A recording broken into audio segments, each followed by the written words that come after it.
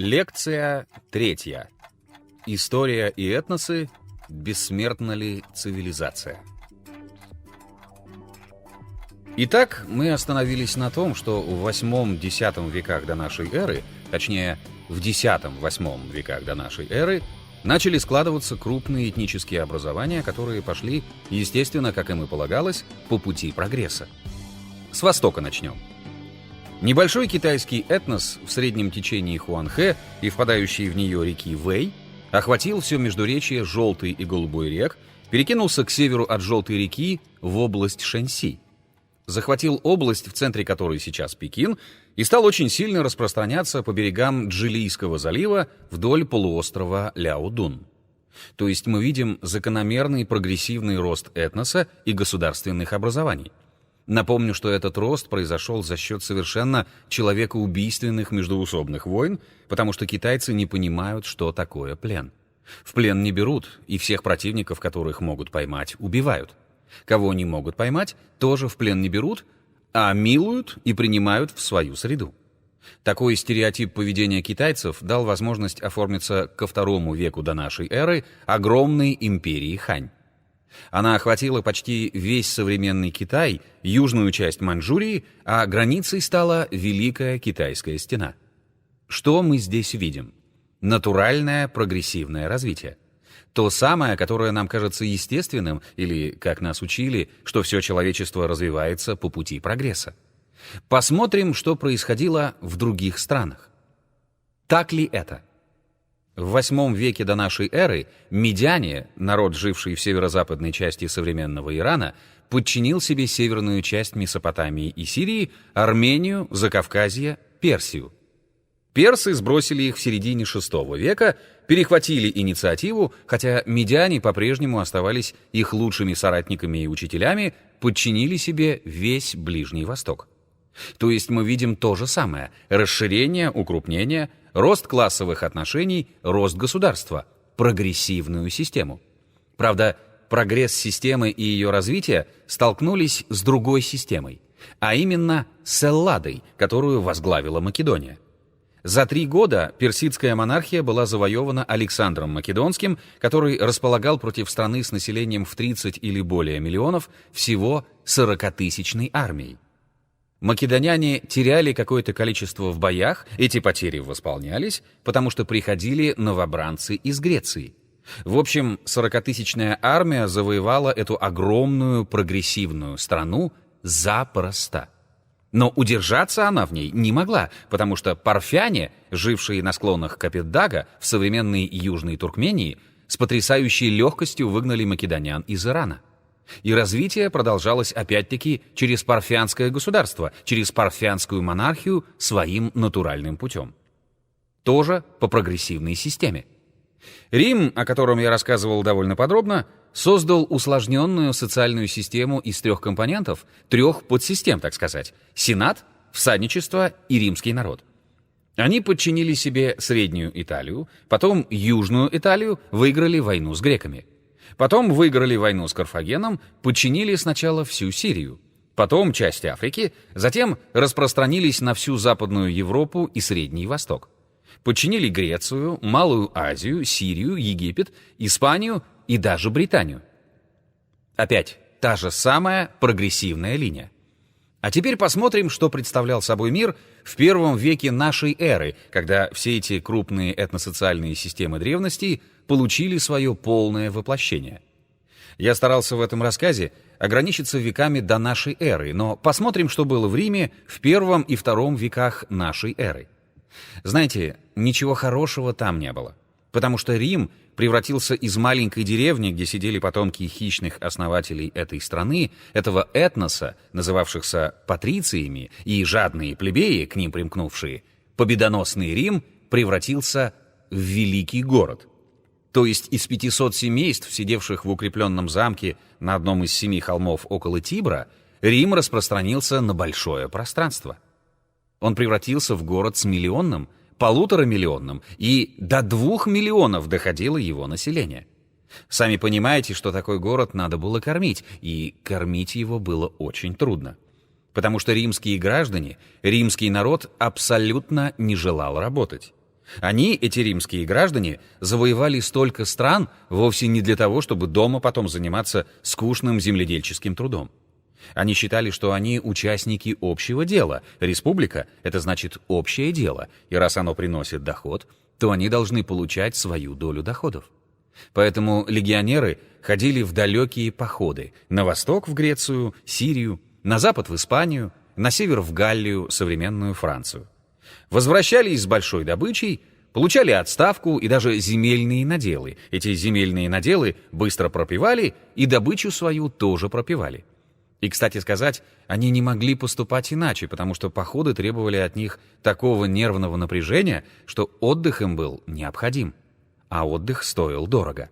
И отдых — это, конечно же, не просто лежать кверху брюхом. Отдых — это получить какое-то количество удовольствия. Отдохнуть в том смысле, чтобы душа возрадовалась. А это денег стоит. Поэтому они закладывали все свое имущество, пропивали его. А потом надо или снова идти в легионы, или, если они уже были старые, усталые и их не брали, надо было получать от государства способ существования. Им давали бесплатно хлеб в этом большом городе, потому что считали, что раз у них есть хлеб, они не пропадут. Конечно, не единым хлебом жив человек, надо и оливки, понимаете, маслица хорошее, и мясо поесть, и рыбки солененькой, и вина выпить.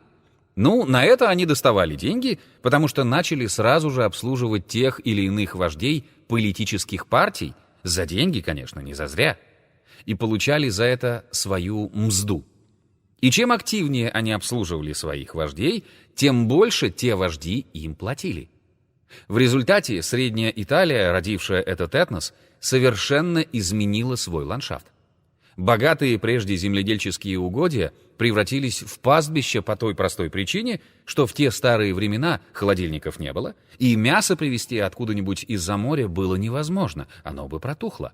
Поэтому надо было на бойне вновь пригонять быков и свиней для того, чтобы их тут же резали и мясо тут же продавали. А хлеб можно было привезти из Африки. Вот эта часть, где в этих долинках в Атласе были фосфористые почвы и баснословно большие урожаи. Плоды можно было привезти из Испании и из Южной Галлии, называемой Прованс, провинция, завоеванная страна. Вино из Греции, хлеб еще из Египта везли в большом количестве. То есть все можно было привезти, кроме двух вещей, которые требовались жителям Рима. Свежее мясо и цветы для женщин, потому что женщины, я не знаю почему, но они очень любят цветы.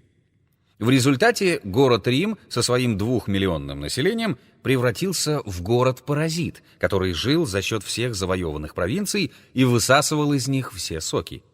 Казалось бы, эти провинции должны были бы беднеть, нищать и превращаться в совершеннейшее ничтожество. Ничего подобного не было. При том, что их грабили целиком и полностью, они богатели, увеличивали свою продукцию, выдавали на Рим столько, сколько римляне требовали, начальство требовало, они выдавали. Но еще у них оставалось для себя и для своих детей и на продажу, и на все, что угодно. За счет чего же было такое процветание? За счет совершенно безобразного ограбления природы. Великолепные дубовые и буковые леса Италии были вырублены, и склоны Апеннин заросли маквисом.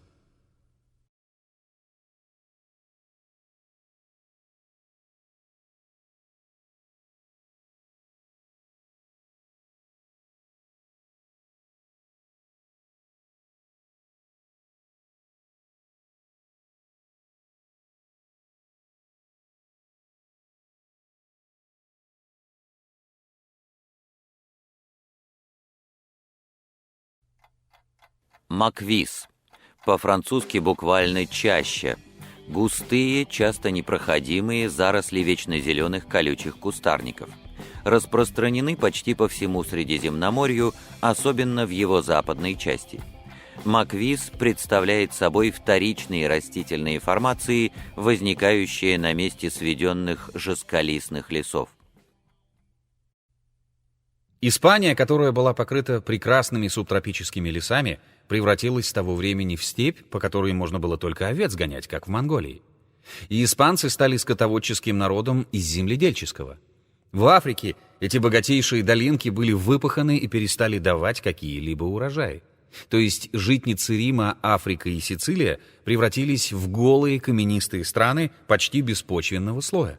Огромные стада лошадей, которые нужны были для римской кавалерии, паслись в предгорьях Атласа на рубеже Сахары.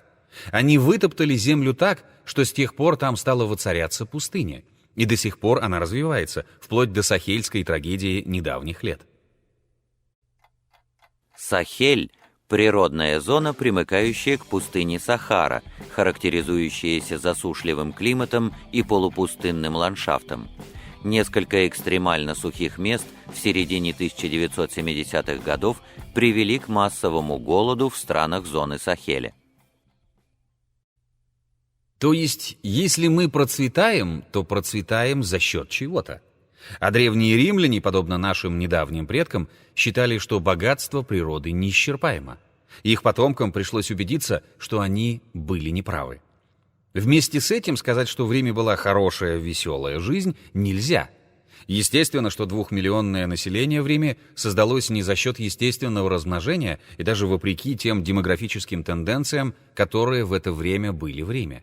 Понимаете, в большом городе, где много всякого рода удовольствий, и удовольствия эти бесплатные, хлеб, и не только хлеб давали, но и бесплатные представления ставили для римских жителей и для римлянок, конечно. Там, понимаете, женщины не очень стремились иметь детей. Они применяли все меры для того, чтобы сохранить свою фигуру как можно дольше. В Риме был отрицательный прирост населения. Пополнялось же население за счет приезжих людей из провинции, которые приезжали, поскольку там прописка не требовалась. Они устраивались, занимали угол и находили себе какое-то применение, далеко не всегда, так сказать, целесообразное с точки зрения государственной. Одни становились сутенерами, другие — контрабандистами, третьи — ворами, четвертые — наемными убийцами, кто проститутками, кто кем.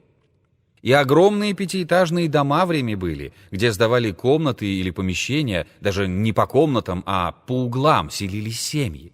Оно вмещало колоссальное население при жуткой тесноте. Дома строились плохо, вентиляция в них была омерзительная, дома иногда падали, погребая жильцов под собой. Но их строили опять так же скверно, потому что погибших никто не считал и не жалел. Правда, римляне сделали несколько важных технических усовершенствований. Они провели клоаку, то есть канализационную систему. Они использовали маленькую речку, которая так и называлась. С тех пор клоакой стала называться любая канализация. А с другой стороны, они сделали водопровод. Раньше они обходились акведуками, то есть устраивали желоб на подпорках, и по нему текла чистая вода, которая все время с атмосферой обменивалась кислородом. Но в город-то акведуки не проведешь, да и грязь в городе, и воздух плохой. Они сделали водопроводы, они умели делать водопроводы. Трубы делали свинцовые. Вода стала заражаться свинцовыми окислами. Вино хранили в свинцовых сосудах, других не было. Вино портилось, и они постоянно медленно отравлялись. И на фоне вот такого очень тяжелого быта, в котором привлекала людей только возможность ничего не делать, бездельничать, на этом фоне разыгралась жуткая политическая борьба. Сложились две партии – аристократическая и демократическая. Не следует думать, что вождями демократов были выходцы из народа, а вождями аристократов – выходцы из господствующего класса, то есть высшие патриции. Ничего подобного. Например, самым крупным демократом был Юлий Цезарь, который происходил из древнейшего патрицианского рода. А его предшественником был Гай Марий, очень зажиточный человек, связанный с крупнейшими всадниками, самыми богатыми римскими ростовщиками, купцами и богатеями. И договаривался он, как делить доходы. Это были вожди демократов. А вожди аристократов были такие, как обедневший аристократ Сулла Люций Корнелий. Он действительно происходил из довольно знатного рода, но по римским масштабам, не по нашим, он обеднел.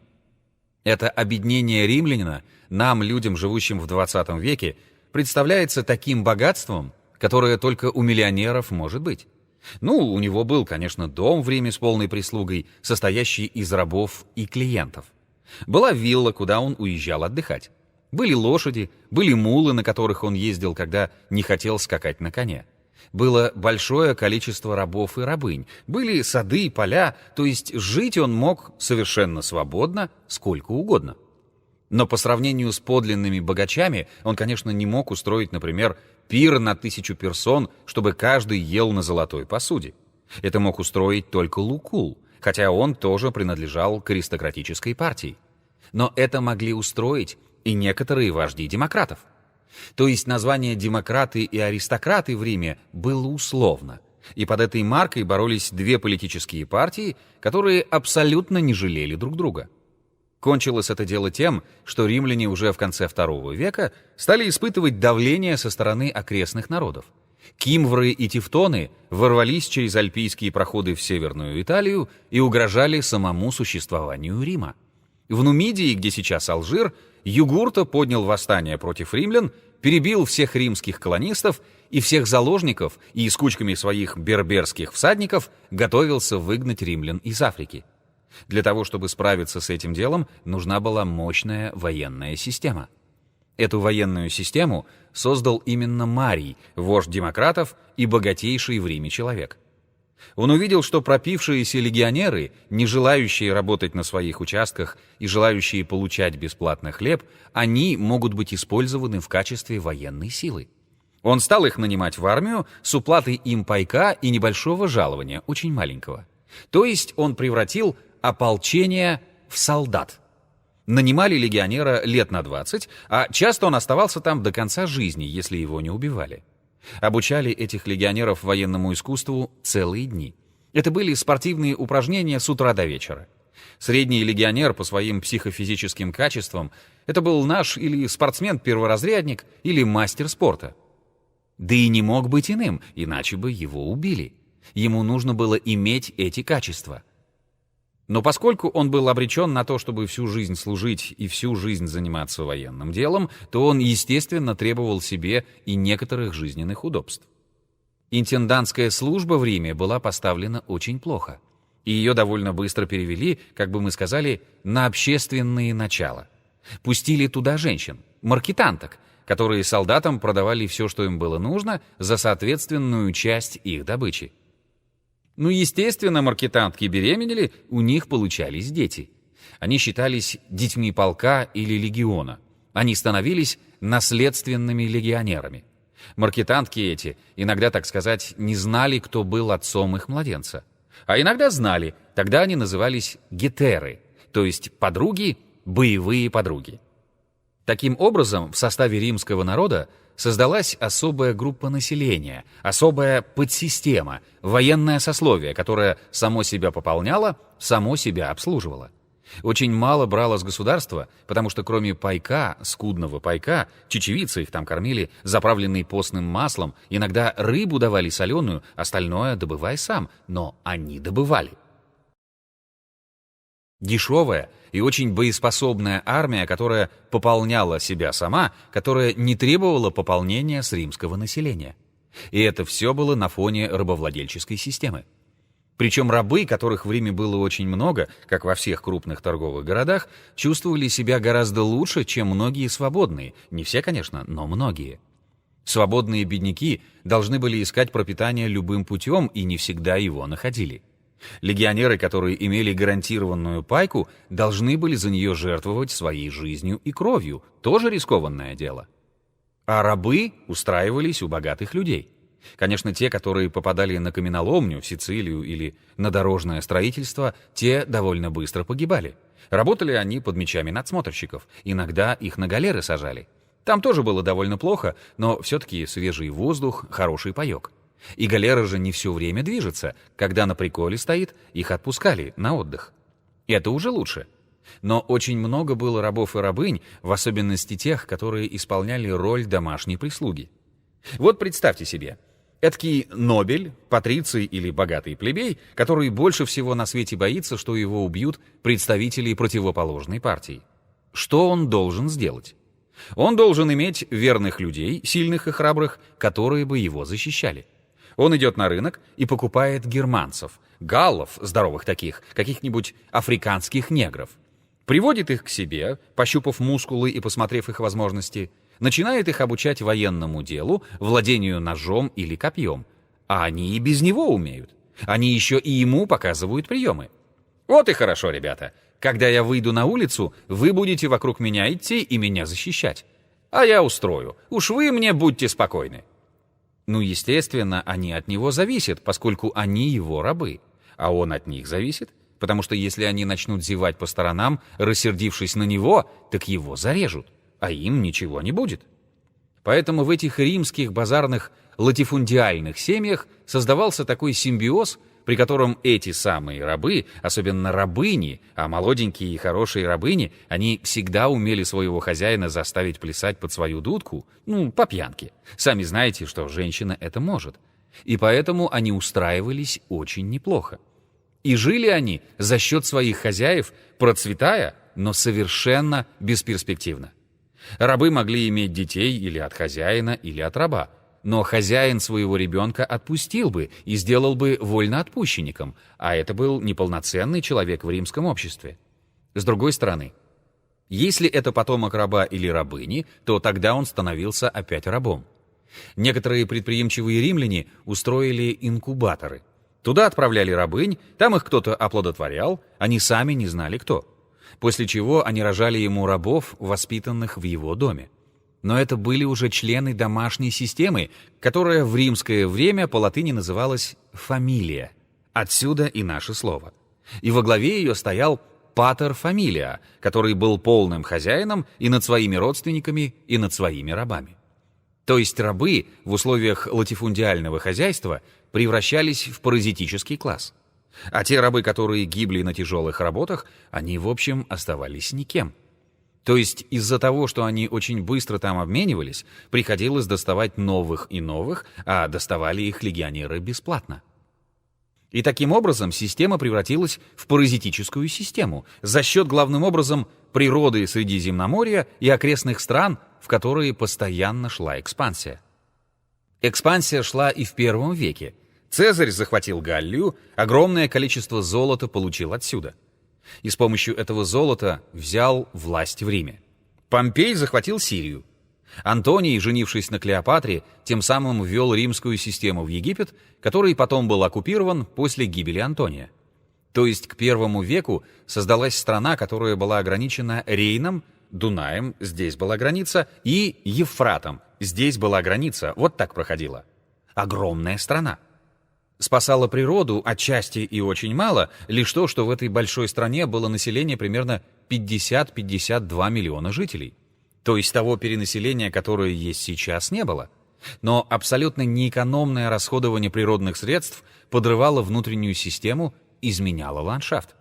А поскольку мы уже говорили в предыдущих лекциях, что этнос — это система, непосредственно связанная с вмещающим ландшафтом, то стал меняться и этнос. Забегая вперед, скажу, что число легионеров увеличилось до 100-120 тысяч человек, не считая вспомогательных сил, женщин, детей, прислуги, всего, только реальной силы было такое количество. Они составили особую субэтническую группировку, которая начала постоянно бороться с Сенатом и гражданским населением. Дальнейшая история Рима — это была борьба профессиональных военных со всеми прочими. Причем военные, как правило, естественно, побеждали. Как мы видим, прогрессивное развитие, которое привело Рим от его основания до его расцвета, носило в себе уже причины дальнейшего упадка. То есть мы видим здесь не прямое эволюционное развитие, а развитие диалектическое. За счет чего? Подождем решения. Посмотрим, что было в Ираке. Парфяне — это примерно наши туркмены. Все помнят стихи Пушкина. «Узнаем парфян кичливых по высоким клобукам». Так вот, туркмены до сих пор носят высокие шапки. Это парфянская одежда. Народ этот был очень немногочисленный, но весьма боевой и воинственный.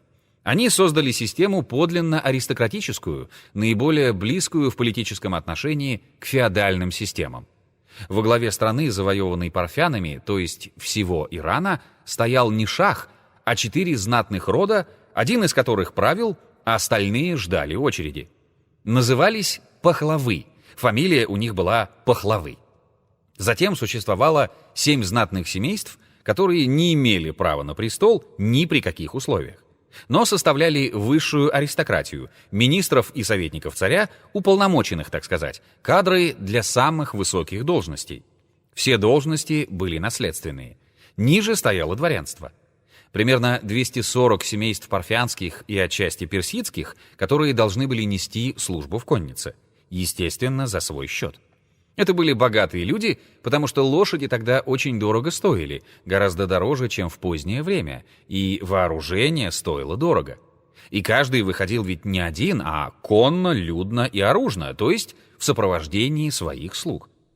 И это была грозная сила, ударная сила, парфянская тяжелая конница.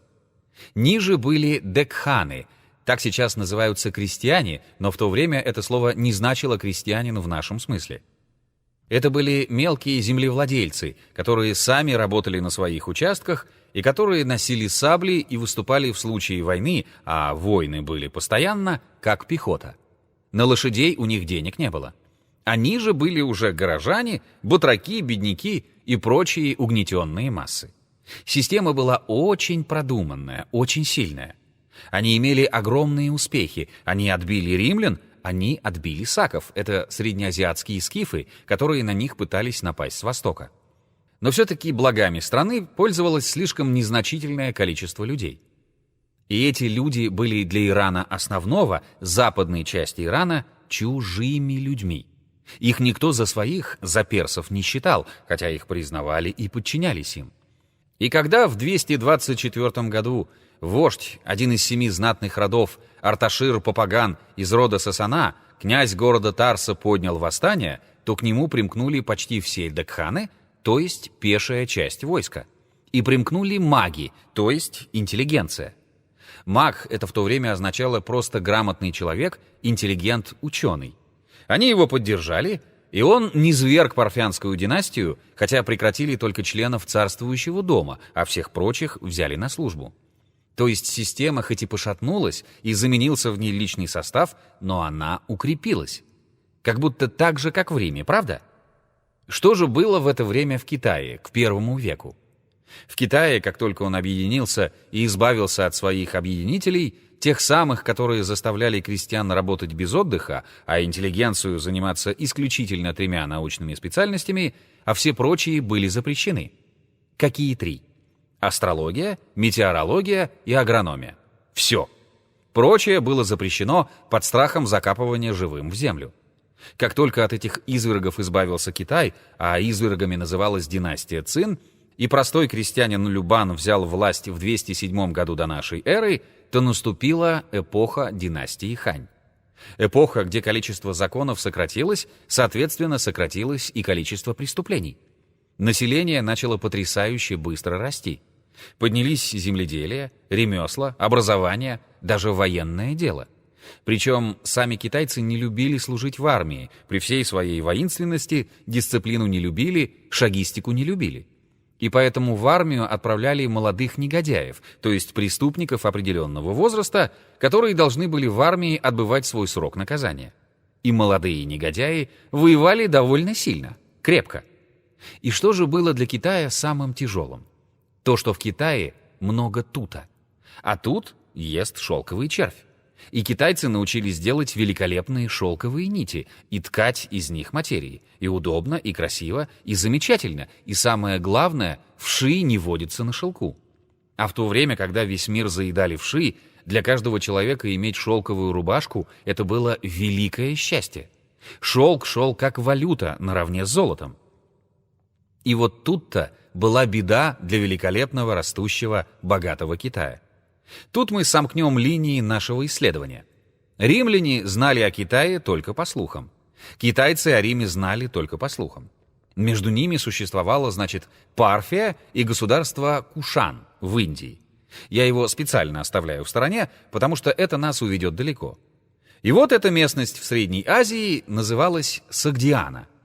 И здесь сагдийские купцы ходили караванами в Китай и возили из Китая шелк, который продавали за баснословные деньги, а с Запада привозили другие предметы роскоши — духи, киноварь, пурпурную краску, притирания всякие и золото, конечно. Но вы понимаете, что Запад не мог оплатить своими продуктами того количества шелка, который он соглашался потребить. И римские женщины требовали у своих мужей, чтобы им эти мужья предоставляли эти шелковые одежды. Мужья и рады были бы, но приходилось за шелк платить золотом. И кому? Шелк продавался здесь вот, в Сирии. И пряжа здесь выделывалась в местных ткацких мастерских, в эргастериях. Шелк проходил через Парфию, парфяне брали таможенные пошлины. Шелк попадал к сагдийцам, сагдийцы брали свои барыши, потому что они были перекупщики. Сагдийцы шли в Турфан, проводили здесь караваны. Эти местные жители оазисов брали свои барыши. В Китай попадала ничтожная часть того золота, которое было заплачено в Риме или в Малой Азии, в Антиохии, в Александрии за шелк. Но все-таки какое-то золото попадало. Однако в Китае вырабатывали шелка столько, что оплатить Запад его целиком не мог, а он нуждался в этом шелке страшно. Сагдийцы были больше всех заинтересованы в шелке, большая часть прибыли прилипала к их рукам. Они стали уговаривать кочевников Великой Степи, хуннов, делать на Китай набег, получать от них дань шелком и им продавать. Они его купят любое количество за золото. Хунны, естественно, делали. Потому что хунны предлагали китайцам обмен. Мы вам пригоним овец, мы вам пригоним лошадей, а вы нам оплатите шелком. Если говорить о нормальных ценах, то всего гунского скота не хватило бы на один караван шелка. Но гунны требовали, чтобы им продавали по демпинговым ценам, то есть значительно меньше себестоимости. А в противном случае вы будете иметь дело с нами. А стреляли гунны из луков хорошо. Китайцам приходилось этот шелк выдавать по пониженным ценам, а когда это дело уже набрало инерцию, и эти промежуточные люди сумели выкачивать из Рима золото, а из Китая шелк, то они продолжали делать это со страшной силой, не желая лишаться своих доходов. У них создался собственный стереотип поведения – жить за счет международной торговли. Чем это кончилось?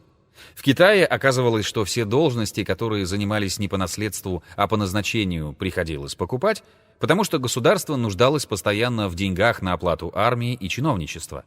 Кроме того, эти должности получались, как бы мы сказали, по блату. То есть их очередная императрица или полуимператрица, фаворитка императора, проводила на эти должности своих знакомых. Те оказывались губернаторами провинций, верховными судьями, предводителями каких-то войск, председателями академий. Они самым простым образом возмещали, во-первых, свои затраты, во-вторых, стремились оставить какое-то имущество для своих детей, потому что они знали, что долго они на этих должностях не просидят.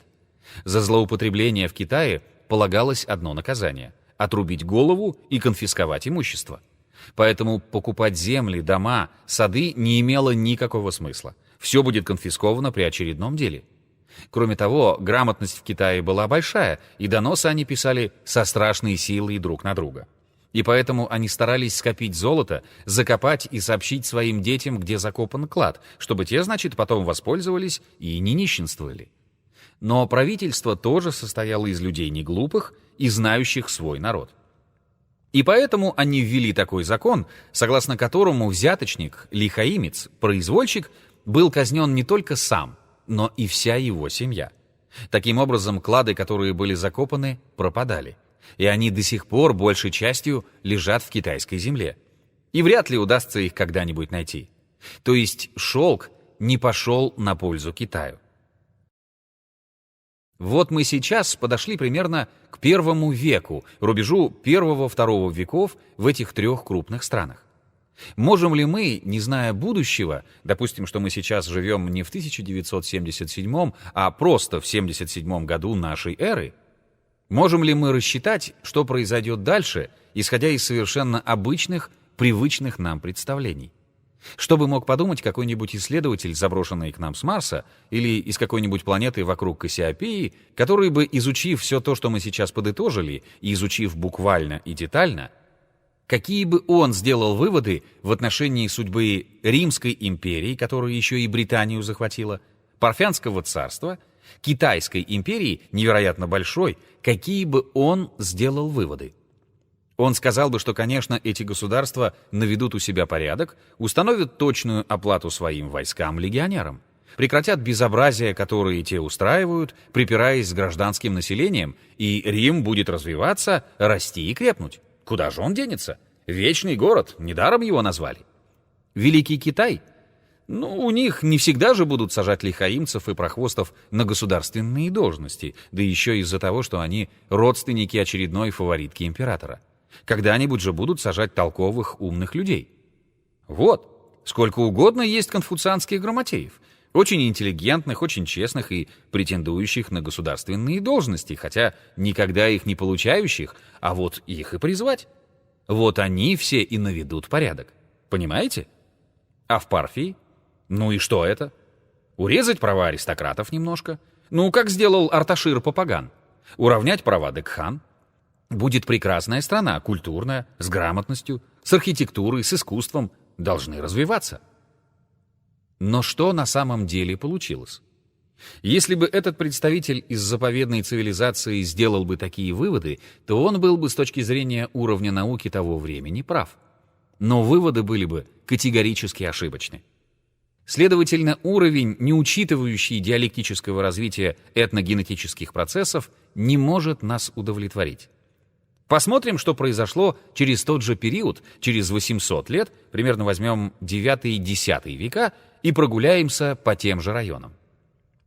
Итак, представим себе, что какой-нибудь инопланетник пожелал проверить результаты своих прогнозов и на рубеже 9 и 10 веков посетил опять нашу Землю и посмотрел, что же случилось с теми государствами, которым он дал такой приятный и благожелательный прогноз.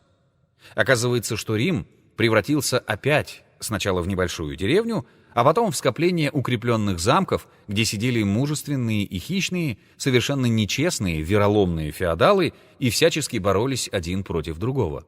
Уже без всякой системы, без всякого направления, просто каждый боролся против всех, и все вместе против самого главного из них, духовного феодала Папы. А Папа предавал их анафеме. Рим древнюю культуру знать не знал и всячески старался ущучить своих мятежных подданных. Но, как правило, безрезультатно. Затем огромная благоустроенная Римская империя развалилась на ряд совершенно новых этносоциальных образований. Римлян уже не стало. Римлянами назывались жители города Рима, который был по-прежнему страшно разноплеменный. Правда, говорили они на испорченной латыни, называющейся итальянским языком, но происхождения они были разного. По культуре они были разные. Кто приехал, тот и жил. А вместо единого большого римского народа образовались какие-то странные народы, о некоторых мы знаем сейчас. Они до сих пор существуют, а некоторые сохранились только в памяти или как реликт. Например, небольшая страна, именуемая Галлией, между Пиренеями, Рейном и Ла-Маншем, Бискайским заливом и Средиземным морем, была в это время пристанищем, по крайней мере, для 8 совершенно самостоятельных народов. Вокруг города Парижа, который тогда уже существовал, жил народ, который называл себя «Les France», то есть франки. Но говорили они не на франкском языке, как все прочие франки, которых мы называем сейчас франконцами, а говорили на смеси германской грамматики с латинскими корнями, с латинскими словами. Это те, кого мы называем сейчас французами. Занимали они очень небольшую территорию, от Рейна до Орлеана. А кругом жили совершенно другие народы. К югу от Луары жили аквитанцы, которые, хотя считались тоже французами, говорили на французском языке, но терпеть не могли парижан. К югу от Гаронны жили гасконцы. Это баски, о которых я рассказывал раньше, которые вообще не знали французского языка и были жуткие головорезы. Но они, правда, нашли способ, так сказать, довольно благополучно удовлетворять своим мятежным наклонностям. Они создали институт баронов, которые нанимались служить любому королю, который их нанимал. Как впоследствии Д'Артаньян поехал служить в Париж, так уже в X и XI веках они служили и английскому королю, и французскому, и испанским королям. Их было несколько. Но в это время они были совершенно самостоятельным народом и занимали пространство от Бордо до Пиренеев. Кстати сказать, до сих пор жители этих мест двуязычны. Они знают свой язык, баскский, говорят на нем дома, и знают французский, потому что это им просто нужно. На территории, прилегающей к Средиземному морю, в бывшей римской провинции, сложился особый народ, который называл себя по имени страны, которую он населил – провансальцы. А народ, который там сложился, никогда там раньше не существовал. Он сложился из разных племен, которые в этом благодатном месте оседали. Строили там небольшие укрепленные города, разводили виноград и оливки, занимались торговлей, морским грабежом и чувствовали себя неплохо до тех пор, пока на них не нападал кто-нибудь. А на них нападали все время со всех сторон. С моря, с берега Африки на них нападали мусульмане, с севера — французы. И поэтому провансальцы терпеть не могли французов. Это для них были одни из злейших врагов. В горах по течению Роны поселилось древнегерманское племя бургундов. Слившись с местным населением, оно романизировалось, то есть потеряло свой язык, но сохранило свои традиции и ненависть к весьма агрессивным французам, жившим около Парижа. Даже много столетий спустя бургундский герцог Карл Смелый говорил про свой народ: «Мы другие португальцы, мы не такие, как французы». Хотя он сам был из фамилии Валуа, то есть из самого настоящего французского королевского рода. В Нормандии поселились выходцы из Норвегии, но тип свой они сохранили до сих пор.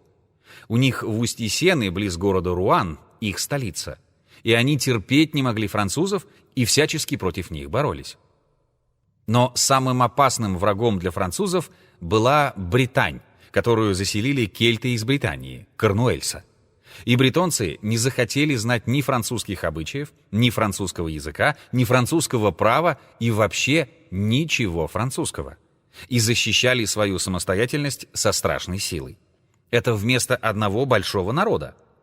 Испанию захватили арабы в 711 году и удерживали ее большую часть.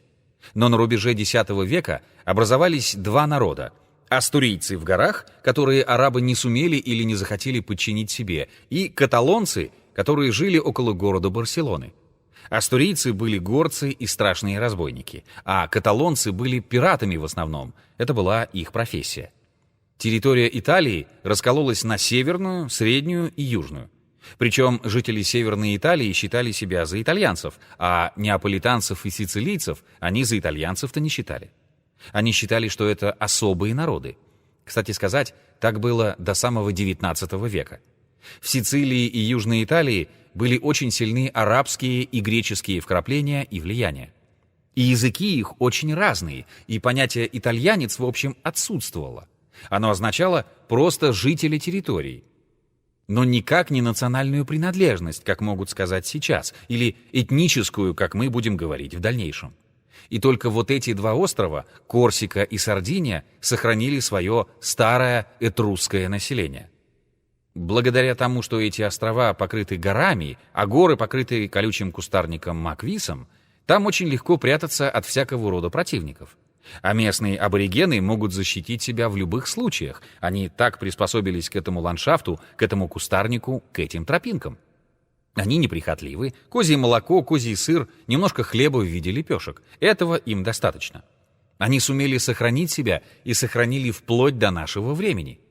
Причем сказать, что они полностью потеряли свои качества, нельзя. Древние качества первой крупной цивилизации, этрусской, потому из числа потомков этих этрусков была известная фамилия Бонапарте. Вопрос из зала. Наполеон? Наполеон, конечно, этруск. И по виду своему он похож на их статуи. Да, толстенький такой, коренастый, умный, деловой. Но, к сожалению, далеко не все корсиканцы такие, как Наполеон. А может и к счастью. То есть вместо единого большого этноса с единой хозяйственной системой мы видим ряд маленьких самостоятельных, не похожих на предыдущие, казалось бы, не имеющих предков этносов. Потому что от кого кто произошел, сказать трудно. Папа один, мама другая, а дяди и тети совсем третьи, а уж о дедушках и бабушках лучше и не спрашивать. И тем не менее они находили свое место в жизни и сохраняли себя. И колоссально изменился Ближний Восток. Могучий Иран исчез с лица земли. Он оставался только как географическое понятие. В VII веке вышли из этой аравийской пустыни кучки, повторяю, фанатиков-завоевателей, которые подчинили себе и богатую просвещенную Сирию, и великолепный Иран, и Египет, и Северную Африку, и даже Среднюю Азию, вплоть до Ташкента, и часть Индии, и даже Испанию. Это страны, которые сейчас мы называем арабский мир, хотя арабы и потомки арабов составляют там ничтожное меньшинство. Произошла полная этническая перестройка. Но к IX-X веку этот могучий халифат развалился на свои составные части и не представлял уже единого целого. То есть с ним уже повторилась та же история, что и с Римом, только за более короткий срок. Почему за более короткий? Это один из вопросов, на который мы должны дать ответ. Греция и Балканский полуостров, заселенные в римское время в I веке полудикими фракийцами и лирийцами, даже нельзя сказать кем еще, северная часть Балканского полуострова вдруг вылезла, как и Малая Азия, на первое место. Малая Азия в то время представляла копию нашего Горного Кавказа. Там было большое количество мелких племен, которые не признавали друг друга, говорили дома на местных языках, обращались между собой на международном греческом языке. Умели говорить так же, как теперешние дагестанцы все говорят между собой по-русски. Но они при этом сохраняли свою самобытность и самостоятельность. И тем не менее, в этой довольно бедной стране, выжженной солнцем, на холмах, на которых росли редкие оливки или паслись козы, поедающие сухую, выжженную солнцем траву, посредине этих двух полуостровов возник город с миллионным населением. Второй Рим, Константинополь. В нем были и академии, и великолепные соборы, и дивное искусство, и торговля, которая охватывала полмира, и ремесла, которые удивляли современников и удивляют нас, потомков. То есть невероятный центр культуры. Но не только культуры, но и военной мощи, потому что эти константинопольские императоры, автократоры, самодержцы умели удержать свою страну от распадения и захвата могучими, храбрыми, жадными, жестокими германцами из Италии и славянами с севера. Хотя славяне и заселили почти весь Балканский полуостров, включая Пелопоннес, то есть до самого южного берега дошли, но и они подчинились обаянию этой византийской культуры, центром которой был Константинополь. Если мы перейдем в Китай, то увидим странную вещь. Там изменения произошли ничуть не меньшего масштаба. Древнекитайский этнос исчез. Его заменил смешанный монголо-китая-тангуто-тюркский этнос, который назывался табгачи. Но и он исчез к X веку. И образовался тот, который мы сейчас называем Северный Китай, с другим языком, с другой культурой, с другими навыками, с другой религией. Буддистами они стали. Прежде буддистами они не были. И этот этнос оказался совершенно слабым и подверженным ударам со стороны своих северных соседей, которых было два. Одно называлось Тангутское царство, а другое называлось Киданьское царство, откуда слово «Китай». Кидане — это древние монголы, а тангуты — это народ, которого сейчас не осталось, он весь исчез, растворился. Но эти два небольших и довольно бедных государства захватили значительную часть Северного Китая и продвигались дальше. А в X веке в степях Монголии создавались основы для появления нового монгольского этноса. Появились первые родоначальники монгольских племен, которые сказали свое слово уже в последующие века. Так вот, ставлю я сейчас перед вами вопрос. Каким образом тот инопланетный исследователь, гипотетически допущенный нами, мог так сесть в лужу? Каким образом оказалось, что он, построив совершенно верную концепцию нормальной эволюции, более или менее замедленной с остановками, он ошибся на 180 градусов? То есть оказалось, что никакой эволюции не произошло, а произошел за этот период, будто бы идентичный предыдущему, жуткий разлом и распад с одной стороны, а с другой стороны новый подъем. Откуда берутся подъемы и распады? И часто ли они бывают? Вот вопрос, который я поставил перед нашими этнографами, и на который сам я дал ответ, но никакого аналогичного ответа, даже неудовлетворительного, ни от кого я не слышал. Переходим к решению этого сложного вопроса. Прежде всего, обратим внимание, когда и где происходят подъемы этносов. Я уже в тот раз говорил, что мы могли наметить для VIII века до нашей эры следующую картину. Образование латинско-этрусских этносов в Италии, образование Эллады вместо бывших ахейских государств, то есть полное переформирование в Греции, образование Сирии, образование Мидии, которые соперничали друг с другом. Мидия победила. Персия перехватила инициативу, и дальше начался длинный подъем. Затем, тут года неизвестны, 8 век до нашей эры, мы ничего не знаем. Но если мы пойдем вот по этой широте, мы попадаем в Китай. И видим, что здесь происходит то укрупнение китайских государств, которое в Китае называется эпохой весны и осени и эпохой войны царств, когда разнообразные и разнокалиберные государства слились в один древний китайский этнос. Сколько они просуществовали? С 8 века до нашей эры они все просуществовали до 4 века, 1200 лет, и развалились на составные части. В начале нашей эры, во II веке, произошло новое оживление этнических процессов, новая как будто стимуляция, как будто новый толчок привел в движение народы. Но где? Только на одной полосе. Примерно от Стокгольма через устье Вислы, через Средний и Нижний Дунай, через Малую Азию до Палестины и Абиссинии. Что же здесь произошло? В 155 году племя готов с острова Сканза выселилось в низовье реки. Они потом довольно быстро прошли до берегов Черного моря. Создали тут довольно могущественное государство, которое ограбило потом почти все римские города в бассейне Черного и Эгейского морей. Потерпели поражение от гуннов, двинулись на запад. Взяли Рим, подчинили себе Испанию, потом подчинили себе всю Италию. И открыли эпоху великого переселения народов. Я не рассказываю сейчас подробно, я даю общую картину для постановки вопроса. Посередке, южнее, впервые во II веке появились памятники, которые мы относим к славянам. Кто были славяне? Были ли славяне до этого? Да, видимо, не было. То есть были какие-то этносы, которые в эту эпоху синхронно с готами создали тот праславянский этнос, который византийцы называли анты, древние русские летописцы – поляне. Он положил начало единому славянскому государству, даже не государству, а какому-то этническому объединению.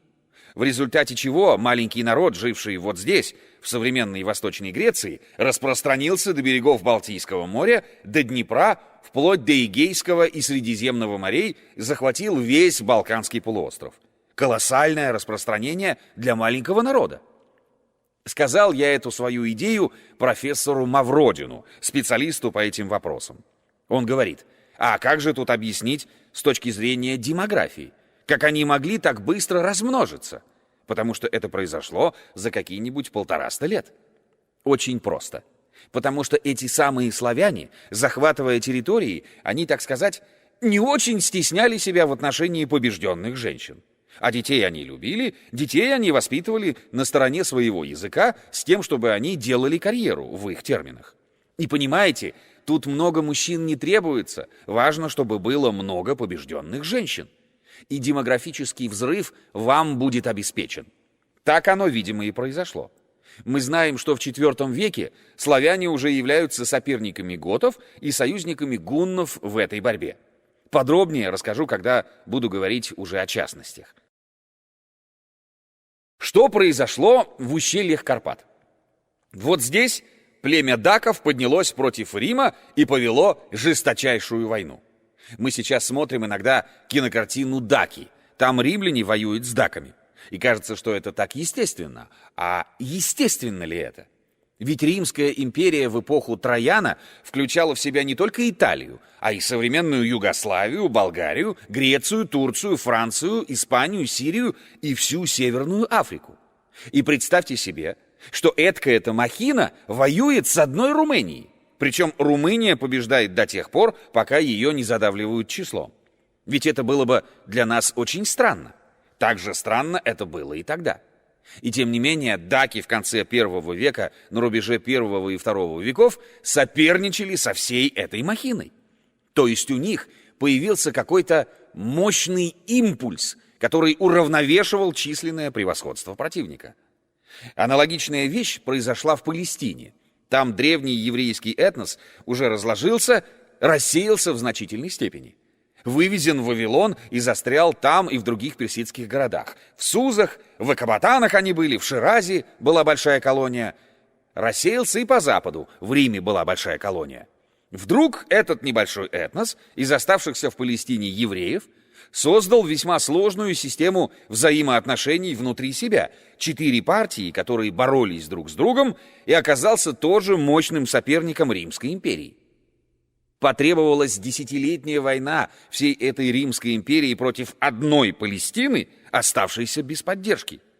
И когда победа была одержана, то полководец получил триумф, то есть почести за победу над очень серьезным противником. А где же были евреи до этого? А они, надо сказать, никакой опасности для соседей не представляли. В лучшем случае занимались тем, что отдельные их партизанские отряды, сражавшиеся против македонских захватчиков, наносили тем некоторые удары. Но и все. Это Маковеев я имею в виду. А так никто на них большого внимания-то не обращал. С чего бы это взялось? Но тут произошло еще более важное событие, о котором надо сказать особо. Создался новый этнос, который проявил себя впоследствии под условным названием византийцев. Да и вначале он не имел названия. Он назывался «этнос по Христу». Образовались христианские общины. Можно сказать, что это не этнос, что это просто были единоверцы. Но что мы называем этносом? Вспомните первую лекцию. Этнос — это люди, имеющие единый стереотип поведения и внутреннюю структуру, противопоставляющие себя всем остальным, как мы и не мы. Так вот, христианские общины, состоявшие из самых разных людей, противопоставляли себя всем остальным. Мы христиане, все остальные нехристи. Называли их язычники. Старославянское «языцы» по-гречески переводится «этно», «этносы». То есть они себя выделили из числа прочих этносов, то есть они образовали свой самостоятельный этнос. Стереотип поведения их был диаметрально противоположный общераспространенному. Что делал нормальный классический грек римской эпохи? Или римлянин, или сириец? Как он проводил день? Утром он вставал с головной болью от вчерашней попойки. Причем это и люди богатые, и люди среднего состояния. И даже бедные, потому что они норовили где-нибудь приспособиться к богатым в виде подхалимов таких, они назывались клиенты, специальное название было, и попользоваться от них. Ну, он, значит, пил легкое вино, разведенное водой, закусывал чем-нибудь и, пользуясь утренней прохладой, шел на базар, чтобы узнать новости. Агора, рынок, а я говорю по-русски базар. Ну, там, конечно, он узнавал все нужные ему сплетни, пока не становилось жарко. Потом он шел к себе домой, устраивался где-нибудь в тенечке, ел, пил и ложился спать отдыхать до вечера. Вечером он вставал снова, купался в своем атриуме, это были какие-нибудь, я не знаю, бани поблизости. Он ходил туда, тоже новости узнавал. Взбодренный он шел развлекаться. А в какой-нибудь Антиохии, в Александрии, в Тарсе, в Селевкии, уж не говоря о Риме, было где поразвлечься. Там были специальные сады, где танцевали танец осы. Это древний стриптиз, и все это было очень интересно, и выпить было можно. И после этого танца тоже было можно найти себе полное удовольствие за весьма недорогую плату. Потом его доставляли уже совершенно расслабленного и пьяного домой, где он отсыпался. А на следующий день что делать? То же самое. И так, пока не надоест. Вы знаете, кто-то и радовался такой жизни, а кому-то ведь и надоедало. Сколько можно? И вот те, кому надоедало, те искали какого-то занятия с тем, чтобы жизнь приобрела цель и интерес. А было очень трудно в эпоху Римской империи, во втором, особенно в третьем веках, политикой заниматься. Ни-ни-ни, мало не будет. Это дело было рискованное. А чем же еще? Наукой? Вы знаете, не все способны. Кто был способен, тот занимался. Но надо сказать, что во втором-третьем веках с наукой было примерно как у нас сейчас. Пока делаешь посредственные работы, то тебя все хвалят. Даже дают всякое пособие. Говорят, вот постарайся, мальчик, вот хорошо, вот перепиши, вот переведи, все хорошо. Но как только человек делал какое-нибудь открытие, то у него были все неприятности, которые можно было устроить в древнем мире. И поэтому, стало быть, тоже было не так легко. И кроме того, человек, занимавшийся наукой, был в общем одинок. потому что пока он учился, его учитель обожал, а когда он начинал говорить что-нибудь от себя, то учитель его уже ненавидел, и следующие ученики тоже. То есть он опять оказывался одинок. Что ему было делать? Только выпить, да сходить в эту самую стриптизную мафию, чтобы утешиться. То есть вернуться к тому, от чего он ушел. И вдруг, понимаете, оказывается, что существуют такие общины, где люди прежде всего не пьянствуют, это было запрещено, где вообще никакой свободной любви не дозволялось. Можно было или вступить в брак, или вообще сохранить целибат. Обет безбрачия в католической церкви, где люди сходились и беседовали. О чем? О том, что он не знал, о загробной жизни. Боже мой, да каждому же интересно, что это после смерти будет. А вы, оказывается, знаете. А ну давай, расскажи.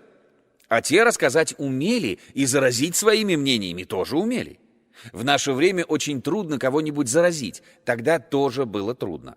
Но это были настолько опытные, настолько талантливые пропагандисты, христиане первых веков нашей эры, что они увлекали людей. Вы знаете, я не люблю Анатолия Франца, но в Таис Афинской он очень неплохо описал картину того времени. Конечно, если бы существующей системе римского мировоззрения с большим количеством богов, к которым прибавлялись все царствующие императоры, была противопоставлена одна единая система, то она никогда бы не выдержала никакого соперничества. Все-таки установившаяся культура древнего греко-римского политеизма с огромной традицией, с обаятельным искусством, которое нас увлекает до сих пор, с мифами, с литературой, с философией, она всегда бы победила любую одну систему. Но эти древние христиане не считали, что в единении сила. Сила у них была в разъединении, потому что хотя они все осуждали язычников и иудеев, но они между собой собачились еще больше. Они терпеть не могли друг друга, они все время спорили, они обличали друг друга в нечестии и в неправедности, и выдвигали каждый свою концепцию, из которых большинство были неудачны, эфемерны, мотыльковы, они исчезали. А некоторые из них, наоборот, имели очень большое распространение. Наряду с той концепцией Нагорного царствия и воскресения, которые сохранились в христианской церкви, существовали гностические системы, довольно разнообразные. Словом «гностицизм» мы определяем те течения той же самой христианской мысли, которые не были приняты церковью, восторжествовавшей несколько веков спустя в IV-V веках. А системы, надо сказать, были совершенно потрясающие. Например, в это время греко-римский мир получил впервые возможность ознакомиться с текстами Библии. Птолемей, царь Египта, видя, что его философы никак не могут спорить с еврейскими раввинами, сказал, что он им поможет. Потому что философы пришли и говорят: мы никак не можем с ними спорить, потому что мы не знаем, что они доказывают. Мы опровергаем один их тезис, а они говорят: да это вы не то опровергаете, и выдвигают совсем другой. А мы должны знать точно, что у них там написано. Тогда будем спорить. Птолемей говорит: ладно, я вам это сделаю. В одну ночь в Александрии были арестованы 72 раввина. И царь вышел к ним, когда их привели, и сказал короткую речь. Сейчас вам, каждому, будет дан экземпляр Библии, достаточное количество пергамента и письменных принадлежностей. И посадят вас по камерам в одиночке. Извольте перевести на греческий язык. Филологи мои проверят. Если будут несовпадения, я не буду разбираться, кто прав, кто виноват, а всех вас повешу. Наберу новых и получу перевод. Ну, в общем, никого не пришлось вешать, перевод он получил. Всех этих самых раввинов отпустили по домам. И так получилась Библия Септуагинта, в переводе с греческого «Книга 70 толковников». И когда греки прочли, то они за голову схватились. Как же по книге Бытия мир-то создан? Бог создал, значит, сначала весь мир, тварей и животных, потом создал Адама, потом из его ребра Еву и запретил яблоки из древа познания добра и зла, а разрешил есть с древа жизни. А змей соблазнил Еву, Ева Адама. Они с запрещенного дерева яблоко скушали, узнали, где добро, где зло, и тем самым вызвали гнев Бога, который их лишил рая. Греки отнеслись так: ничего себе Бог! Ведь самое главное для нас — познание, а он нам его запретил. Вот змей хороший человек, вот этот нам помог. И начали почитать змея и осуждать этого самого сотворившего мир, которого они стали называть ремесленник, демиург.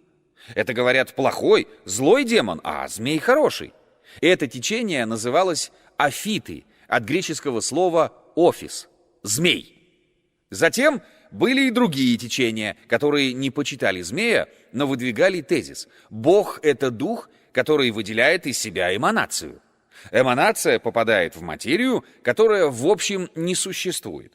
Но когда дух в нее попадает, она начинает существовать и препятствовать духу вернуться опять к своему источнику. Материя — это неон, несуществующее, а дух — это эон, существующее проявление. Значит, надо бороться с материей, надо заниматься строгим аскетизмом и вернуться к первоисточнику света. Это египетская школа гностиков. Это Валентин, с некоторыми вариациями Василит. Антиохийская школа гностиков, где был Сатурнил, тоже очень почтенный человек. Он говорил: материя и дух первозданны. Они всегда были. Просто материя захватила часть духа и держит его. Конечно, вырываться надо. Материя — это плохо, а дух — хорошо. Но материя, вообще говоря, тоже существует наряду с духом. Из этой сатурниловской школы вышло замечательного что? Учение персидского пророка Мани. Очень был почтенный человек. Художник замечательный, каллиграф, философ и писатель. И он проповедовал такую идею. Раньше свет и тьма были разделены между собой. И тьма была сплошная. Сплошная-то сплошная, но не одинаковая. Там были облака сгущенного мрака и разреженного мрака. И они двигались в беспорядке в таком броуновском движении. И однажды случайно они подошли к границе света и попытались туда вторгнуться. Против них вышел сверхчеловек, виноват первый человек, под которым надо понимать Ормузда, который стал бороться и не пускать их в обитель света. Они его схватили, облекли собой и разорвали его светлое тело на части, и частицы света его тело мучают. Это и есть мир, смесь мрака со светом. И надо добиться, чтобы эти частицы были освобождены, ради чего сначала пришел Христос, а потом он, Мани, утешитель. И вот он учит, как это надо делать. Да, действительно, надо вести себя очень аскетически, не есть и не убивать животных с теплой кровью. Лягушек можно, и змей тоже можно, и насекомых тоже можно. Есть растительную пищу, вести главным образом аскетический образ жизни, воздерживаться от всякого рода плотских развлечений. Потому что если это женщина, это естественным образом оздоровляет твой организм, и он крепче держит душу. Но разрешались оргии с полным развратом, только чтобы неизвестно, кто с кем. Потому что это расшатывает организм и тоже помогает душе освободиться. Логическая система до предела. Самоубийство же не помогает, потому что существует переселение душ. Это он из Индии взял. И если ты самоубьешься, так ты опять возвратишься, и все начинать сначала надо. Надо потерять вкус к жизни. Была еще одна система христианских гностиков. Маркион был такой. Ну, он учил, как и большинство гностиков, что Христос был призрак без тела, а не человек. Но очень он не любил евреев. Вот. А он не первый и не последний, верно? Но он доказывал, что Яхве — бог Ветхого Завета, это дьявол. И написал даже книгу большую. Но, правда, христиане объявили его последователем сатаны и не признали его. И церковь его извергла, и книгу его подвергли самому страшному, что может быть для ученого, осторожному замалчиванию. Вот на эту тему считалось неприлично говорить. И восстановил эту систему доказательств только один немецкий ученый Долингер, который разных текстов собрал много. Почему Бог Ветхого Завета и Бог Нового Завета — это разные боги и даже противостоящие один другому. Я рассказал сейчас коротко о самых главных направлениях, было их гораздо больше. Заниматься ими можно всю жизнь, безумно интересно, но, в общем, для нашей цели бесплодно. Важно, что римскому единству, жесткой системе государственности, социальной системе была противопоставлена дискретная система творчества. Пусть эти идеи были бредовыми, неважно. Они зажигали людей, и люди расходились в разные стороны. Римляне запрещали почти все системы христианско-гностическо-манихейского толка. Особенно они жестоко преследовали манихеев, кстати сказать. Меньше гностиков, а христиане так посредине, но им тоже доставалось. Но все преследования не могли спасти от того, что количество людей этого склада, людей-правдоискателей, переводя на наш банальный язык, увеличивалось. И к III веку христиане заняли армию, воинские части, суды, базары, сельские поселения, мореплавание, торговлю, оставив язычникам только храмы. Римское мировоззрение, а вместе с ним и римский этнос, уступил место новому этносу, сложившемуся из кого? А в общем-то не из кого. Кто были эти христиане? У нас принято говорить, что христианство – религия рабов. Это неверно, так сказать, чисто фактически, потому что большое количество христиан принадлежало к верхам римского общества, к очень богатым, знатным и культурным людям. Но помимо этого, а кто были рабы? Рабы были разнообразные военнопленные, то есть рабы, рожденные в инкубаторах. Естественно, их было мало, и они, так сказать, были членами фамилий. А рабы, которыми торговали на базарах, это были пленные. А пленные, естественно, разные. Тут были и галлы, тут были и германцы, тут были и славяне, тут были и персы, тут были и негры, тут были и берберы, кого там только не было. Кроме того, во время гражданских войн, которые были в Риме, все неримские граждане могли быть продаваемы в рабство. Почему, когда войска Веспасиана, двигавшиеся из Палестины на Рим во время гражданской войны, взяли город Романа, то они истребили там все население, включая женщин и детей? Потому что это были римские граждане. Их нельзя было продать. А если бы это были какие-нибудь галлы или греки, то их бы продали запросто за деньги. Так вот, этого единого этноса в основе христианских общин не было. И поэтому мы не можем сказать, что эта целостность, обладающая всеми качествами этнической целостности, возникла от какого-то другого народа, что она имеет предков. Она возникла внезапно. Удивительно, не правда ли? Вы знаете, мне самому удивительно. Однако, если мы описываем феномен непредвзято, то мы другого ничего сказать не можем. Оно так и было. Наше дело — найти этому истолкование. Сколько времени существовал этот этнос, сложившийся из христианских общин? Очень долго. Проявился он впервые во II веке, исторически зафиксирован, а окончился он с падением Константинополя в 1453 году, оставив маленькие реликты. В самом Константинополе жители квартала Фанар, фонариоты, были потомками византийцев. Они до XIX века существовали. Какие-то были островки в горах Греции, в Пелопоннесе, в Малой Азии некоторое время сохранились. То есть он прошел весь 1200-летний период настоящей этнической истории. А если так, если мы подытожим все то, что сейчас сказали, в прошлой и этой лекции, то мы видим, что этническая история обладает одним очень важным качеством. Она дискретна. Она имеет начало и концы, точки возникновения и точки исчезновения. Заметим это и остановимся, потому что я сегодня очень много рассказал, очень много информации, и слушателям, вероятно, трудно. И посмотрим, как это преломляется, какие фазы этнос проходит за время своей истории. Единообразны ли они у всех этносов, на что они похожи, и какой физический процесс определяет особенности механизма этногенеза. Ибо цель наша — установить механизм этногенеза, в чем он заключается. Я закончил.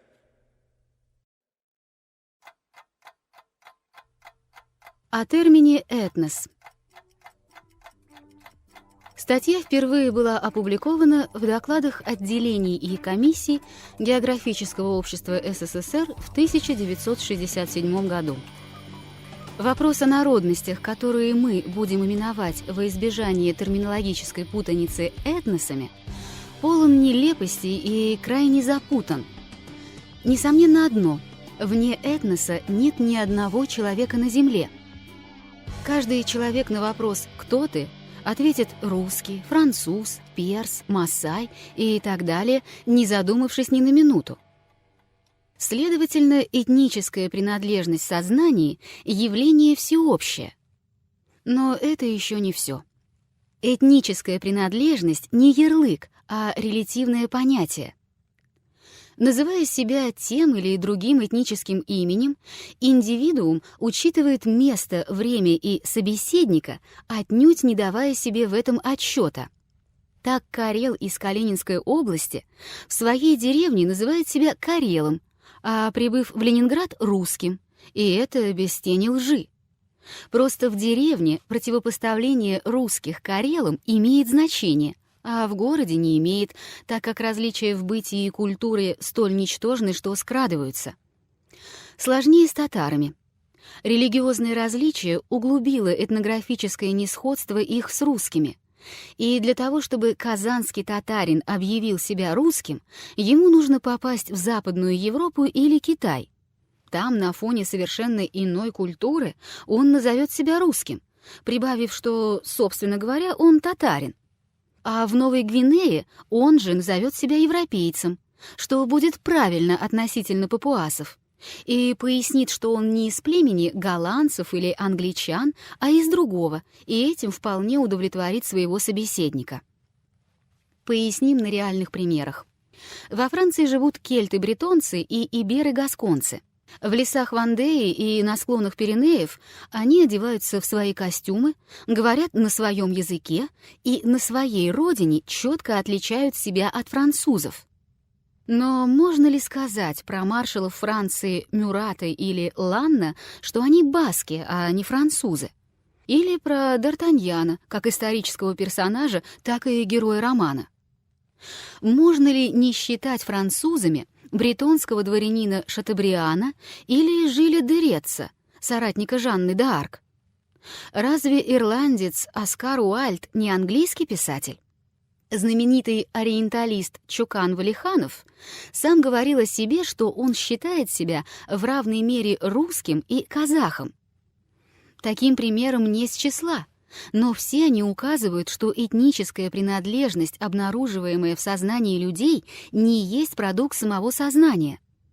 Очевидно, она отражает какую-то сторону природы человека, гораздо более глубокую, биологическую, лежащую на грани физиологии, внешнюю по отношению к сознанию и психологии.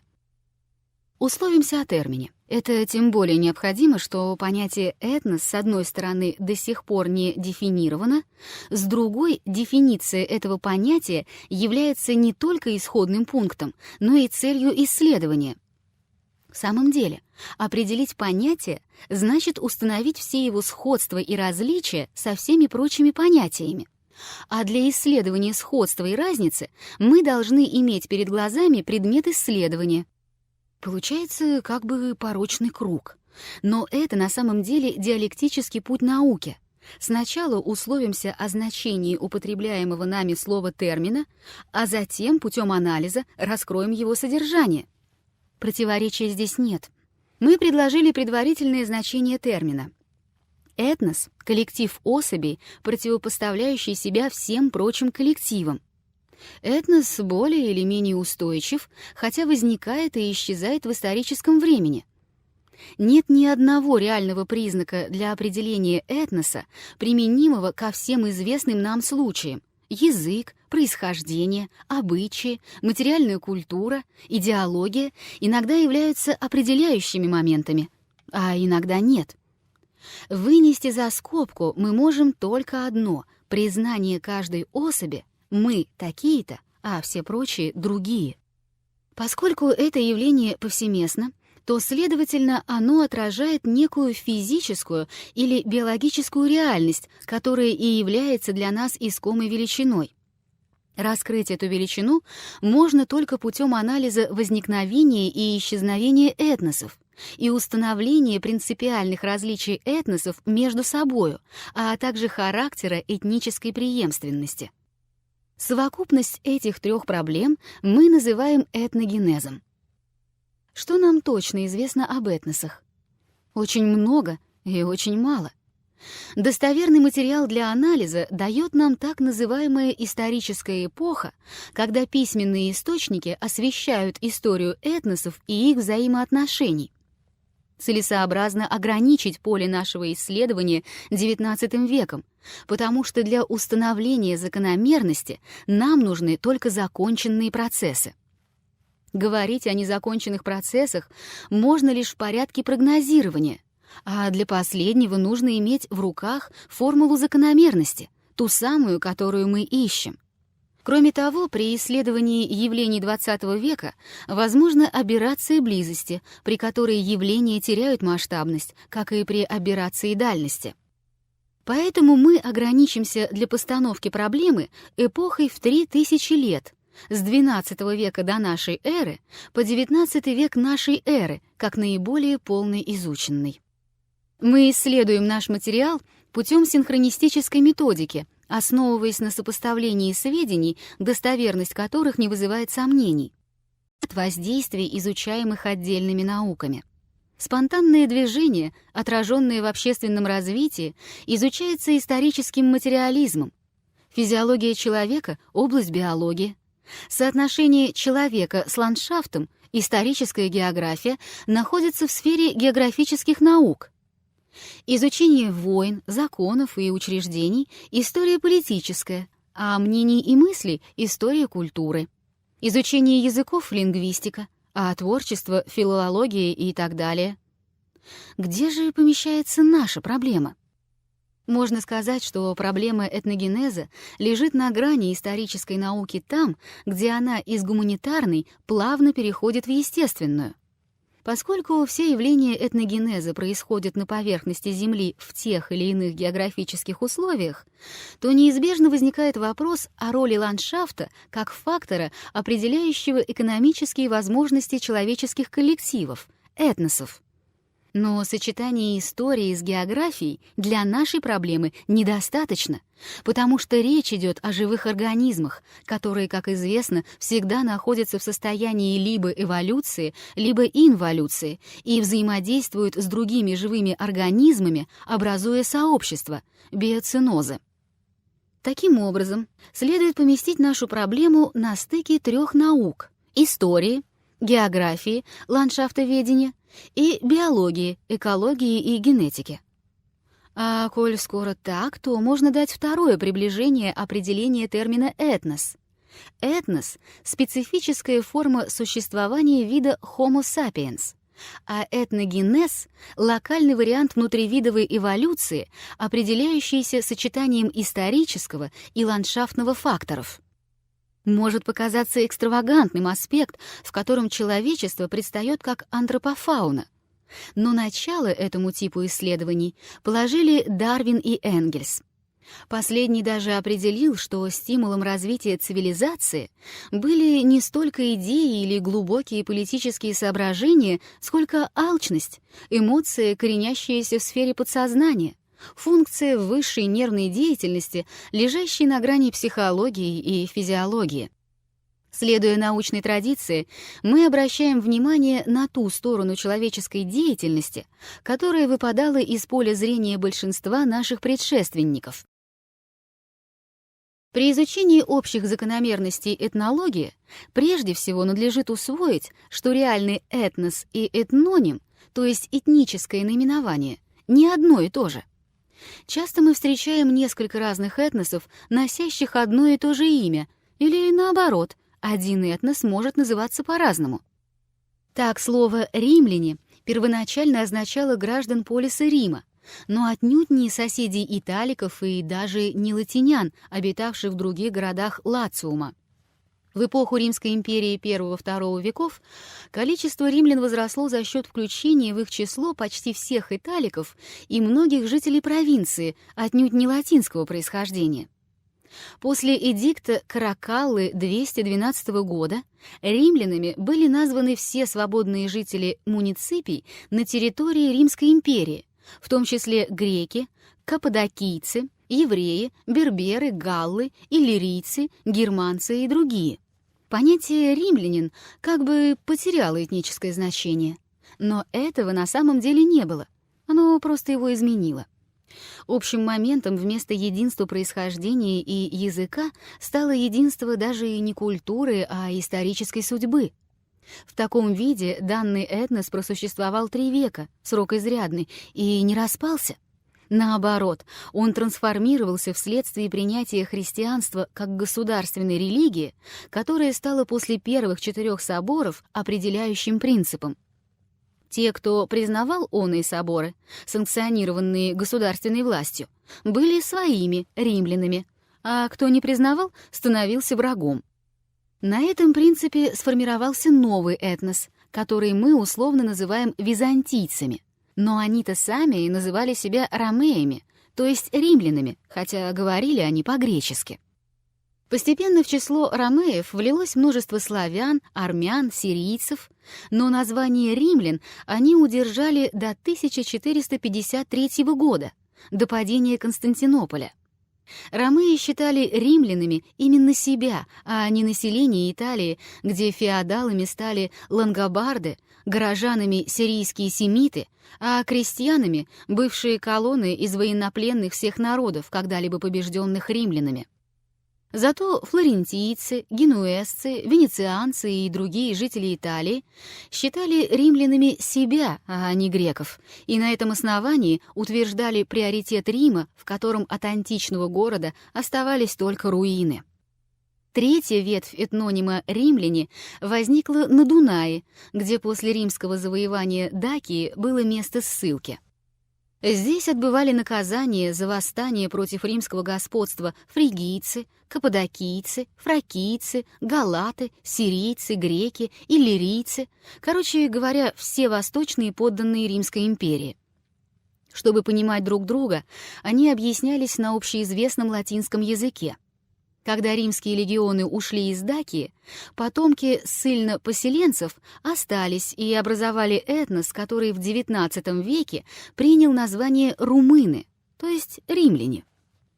Если можно еще усматривать историческую преемственность между римлянами эпохи республики и римскими гражданами эпохи поздней империи, хотя бы как постепенное расширение понятия, функционально связанного с распространением культуры, то у византийцев и римлян нет даже такой связи.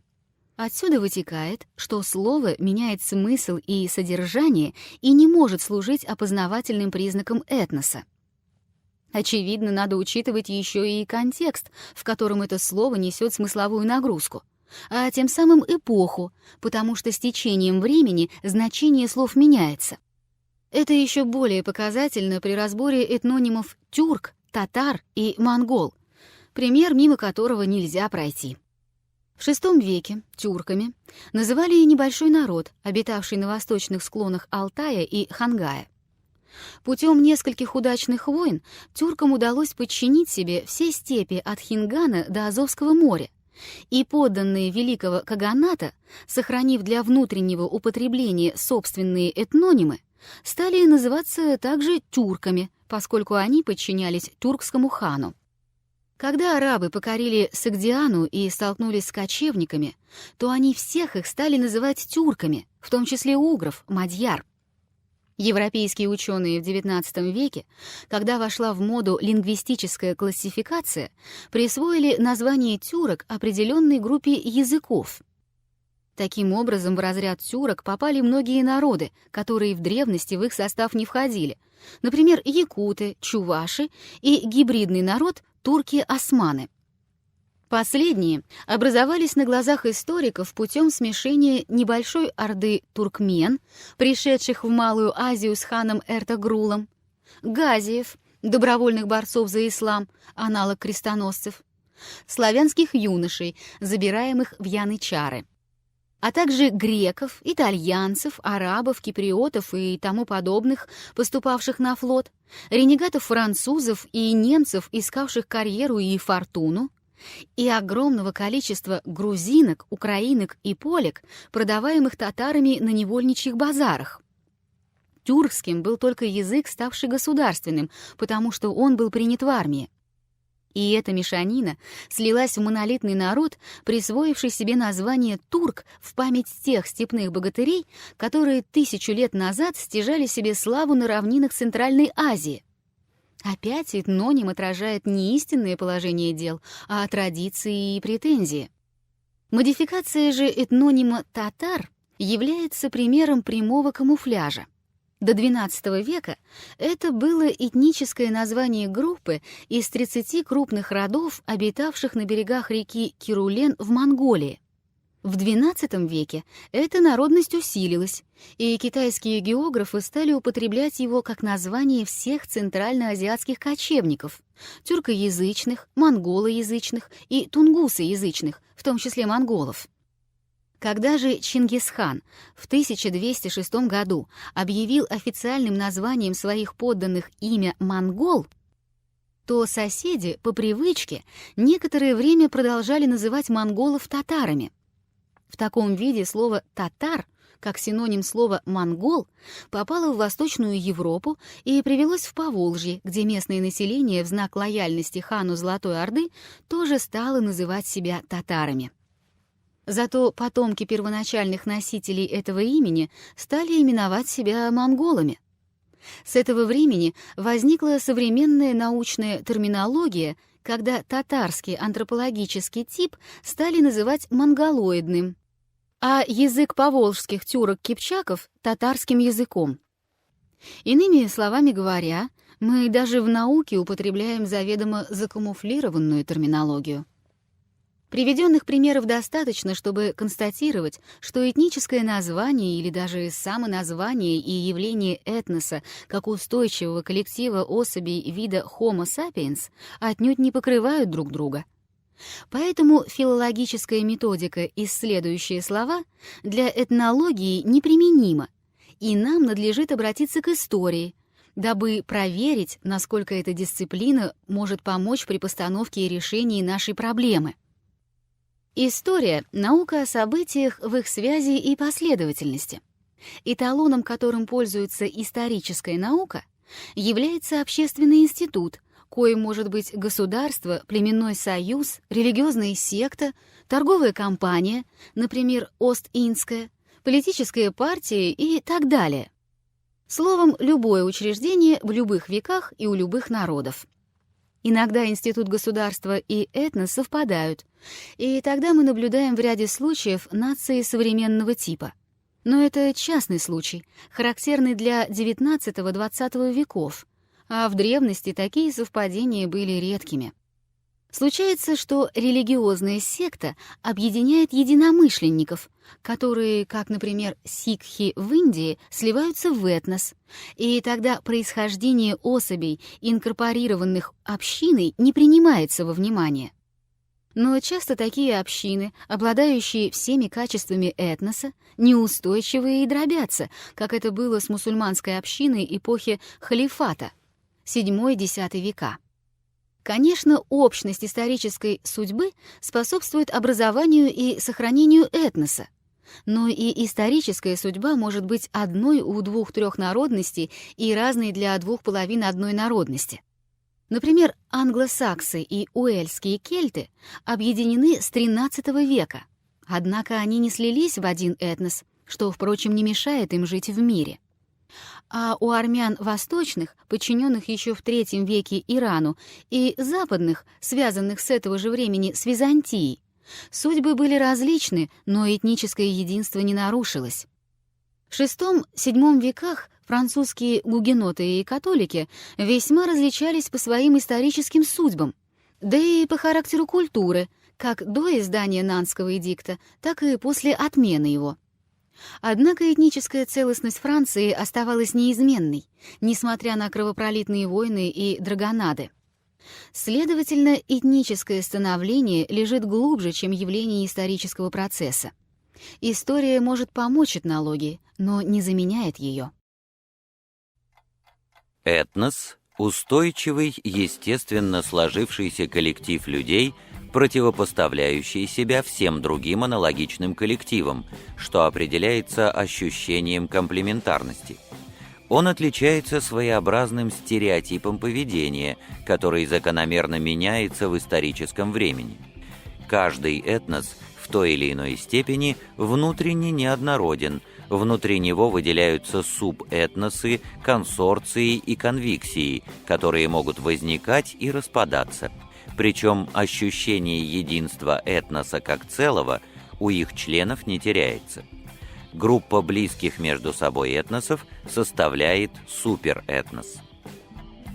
Субэтнос – этническая система, выделяющаяся внутри этноса своим стереотипом поведения и противопоставляющая себя окружению на основе взаимной комплементарности составляющих ее членов. Субэтнос – этнический таксон рангом ниже, чем этнос. Наличие разнообразных субэтносов – важный признак устойчивости этноса, так как субэтносы делят между собой функции, находясь в отношениях симбиоза. Путем неантагонического соперничества субэтносы делают внутреннюю структуру этноса более гибкой, не нарушая его единства. В процессе этногенеза субэтносы возникают и рассасываются в той или иной степени безболезненно, сменяясь другими. Так в ходе российского этногенеза выделялись субэтносы казаков, поморов, сибиряков, челдонов, старообрядцев и других. В этносе, как правило, выделяется субэтнос, играющий ведущую роль. В России, например, возник и лидировал до начала XX века субэтнос дворян. Некоторые субэтносы являются реликтовой формой ранее существовавших самостоятельных этносов. Так оригинальный романский этнос провансальцев превратился в ходе этногенеза в субэтнос французского этноса. Как мы видим, субэтносы могут выступать в весьма различной форме, как этнографические группы, живущие на определенной территории, как сословия, как конфессиональные общины и так далее. Но критерием их выделения всегда служат поведенческие особенности и противопоставление окружению при сохранении принадлежности субэтнических групп к тому или иному этносу. Многие этносы делятся на племена и роды. Можно ли считать это деление обязательной принадлежностью этноса или хотя бы первичной стадией его образования? Или, наконец, формой коллектива, предшествовавшей появлению самого этноса? Имеющийся в нашем распоряжении достоверный материал позволяет ответить «нет». Прежде всего, далеко не все современные народы имеют или имели когда-либо за все время своего существования родовое или племенное деление. Такого нет и не было у испанцев, французов, итальянцев, румын, англичан, турок-османов, великороссов, украинцев, сикхов, греков, неэллинов и многих других. Зато клановая или родовая система существует у кельтов, казахов, монголов, тунгусов, арабов, курдов и ряда других народов. Считать клановую систему более ранней стадией трудно, так как византийцы или сасанидские персы, народы, образовавшиеся на 1000 лет раньше, чем монголы, и на 1200 лет раньше, чем казахи, великолепно обходились без родов и фратрий. Конечно, можно предположить, что в древности система родов была повсеместной.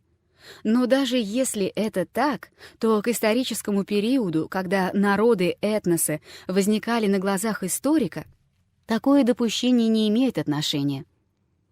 То, что господствующими во всем человечестве формами за все время существования вида были разные формы семьи — групповой брак, парный брак, моногамная семья и общественные системы, формации, достаточно обосновано и доказано.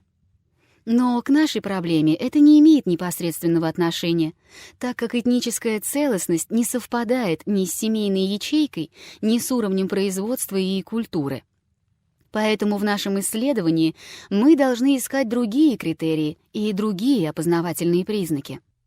Вместе с тем необходимо отметить, что у народов с родоплеменным устройством деление на кланы у кельтов, фратрии и племенные объединения, джус у казахов и тому подобное, эти внутриэтнические единицы необходимы для поддержания самого этнического единства.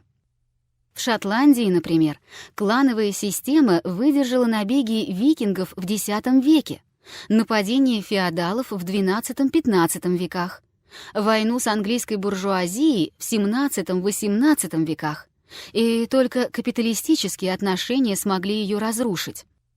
А там, где клановая система была менее выражена, например, у палапских славян, немецкие и датские рыцари расправились с ними за 2 века, XI-XII века, несмотря на бесспорную воинственность и завидное мужество бодричей, лютичей и жителей острова Руге. Деление этноса на племена несет функцию скелета, на который можно наращивать мышцы и тем самым набирать силу для борьбы с окружающей средой. Но как же восполняется отсутствие рода племенных групп у народов вполне развитых, находящихся на стадии классового общества? Параллельно делению общества на классы мы обнаруживаем деление этносов на группы, отнюдь не совпадающие с классовыми. Условно их можно назвать консорциями, но это слово соответствует понятию лишь в первом приближении. Например, в феодальной Европе внутри одного этноса, скажем, французского, господствующий класс состоял из разных консорций. Это феодалы в прямом смысле слова, то есть держатели ленов, связанных с короной вассальной присягой. Это рыцари, объединенные в ордена, нотабли, составляющие аппарат королевской власти, высшее духовенство, ученые, например, профессора Сорбонны. Это и городской патрициат, который сам делился по территориальному признаку и так далее. Можно по принятой степени приближения выделить больше или меньше групп, но при этом надо обязательно учитывать еще их принадлежность к партии, например, арманьякской и бургундской в начале XV века. А по отношению к народным массам такое разделение применимо в еще большей степени, так как каждая феодальная провинция носила тогда ярко выраженный индивидуальный характер. В буржуазном обществе мы наблюдаем уже не те консорции, но принцип остается неизменным. Внутри этносов и помимо классов есть для каждой особи люди своего и не своего круга. То, что консорции, как мы их условно назвали, неизмеримо менее стойкие и длительные, чем родоплеменные группировки, бесспорно. Но ведь и последние не вечны. Значит, разница между теми и другими не принципиальна. Сходство же их в том, что они несут одинаковую функциональную нагрузку, поддерживая единство этноса путем внутреннего разделения. И самое важное и любопытное — это то, что при возникновении консорции отличаются друг от друга лишь нюансами психологии. Но со временем различия углубляются и кристаллизуются, переходя в обычаи, обряды, то есть явления, изучаемые этнографами. Например, старославянский поцелуйный обряд трансформировался в России в целование руки замужним дамам и сохранился у поместного дворянства, но исчез из быта других слоев населения. Еще характернее другой пример — старообрядцы. В эту внутриэтническую целостность входили и купцы-миллионеры, и казаки, и полунищие крестьяне из Заволжья. Эта единица, сначала объединенная общностью судьбы, постепенно превратилась в единицу, объединенную общностью быта, и лишь в XX веке постепенно стала рассасываться, так как повод для ее возникновения давно перестал существовать, а оставалась только инерция. Чаще функции внутриэтнических группировок принимают на себя естественно образующиеся территориальные объединения землячества. Наличие таких делений, как и при родовом строе, существование фратрий не подрывает этнического единства. Теперь мы можем сделать вывод. Внутриэтническое дробление есть условие, поддерживающее целостность этноса и придающее ему устойчивость. Оно характерно для любых эпох и стадий развития. Ни одна из гуманитарных наук не дает ответа на существо проблемы этнологии и этногенеза, и даже не позволяет создать терминологию, которая была бы точна и общепонятна. Поэтому попробуем обратиться к естественным наукам, географии и примыкающим к ней разделам биологии. Мы уже говорили, что целесообразно рассматривать человечество как вид Homo sapiens. Но тогда все закономерности развития любого вида млекопитающих применимы к людям, разумеется, за исключением специфических особенностей, что в высшем аспекте несущественно. Всем видам животных свойственны инстинкт продолжения вида, размножения, стремление распространить свое потомство на наибольшую возможную площадь, пригодную для жизни, ареал, и способность приспособления к среде, адаптация. В отношении этих общих черт люди не являются исключением. Адаптация в этнологии – приспособление этноса к этноландшафтной среде, происходящее путем выработки у людей новых поведенческих навыков. Эти навыки закрепляются, передаваясь из поколения в поколение при помощи механизма сигнальной наследственности. В результате у этноса складывается оригинальный стереотип поведения, обеспечивающий, несмотря на изменчивость условий, устойчивость системы, необходимую для ее существования и развития. Особенно активно процесс адаптации происходит при освоении этносом новых территорий.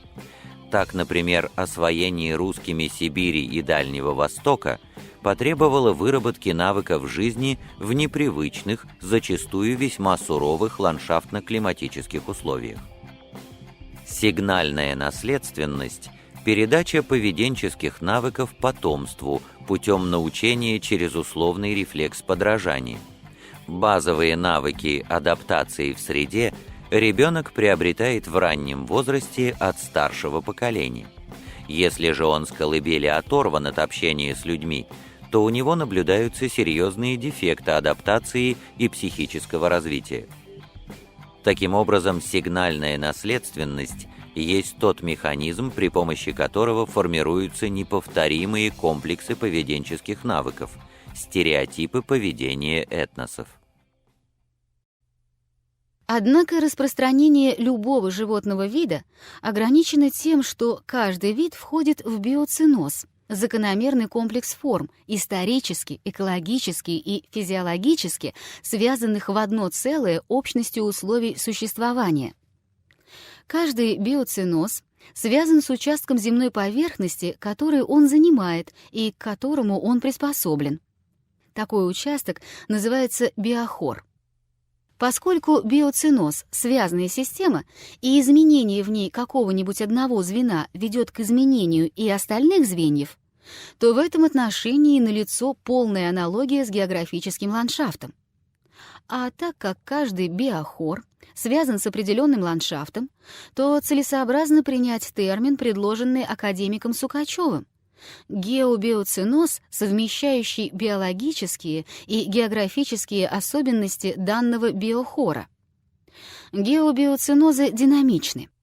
Они меняются вследствие сложного переплетения экзогенных импульсов. Смена геобиоценозов носит название сукцессии. Сукцессия антропогенная или антропосукцессия – распространение этнической системы в новых ландшафтах, приводящее к их изменению, смена этнического состава на данной территории. Термин заимствован из геоботаники, где сукцессия означает смену видового состава растений в том или ином районе. История человечества показывает, что антропогенные сукцессии происходили во все времена и во всех частях Земли. Что же их вызывает? Почему этносы вытесняют друг друга? Гумилев показал, что единственным непротиворечивым объяснением стремления этносов к экспансии и к освоению новых ландшафтов служит концепция пассионарности.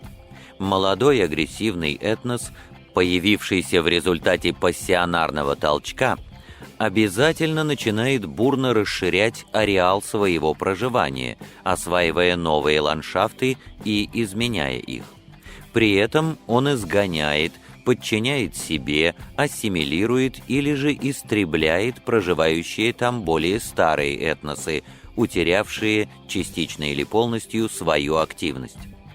Но в дальнейшем может произойти новый пассионарный толчок, и тогда этнос, игравший прежде роль агрессора, будет вытеснен новыми, еще более молодыми соседями, появившимися на исторической сцене и потребовавшими себе место под солнцем.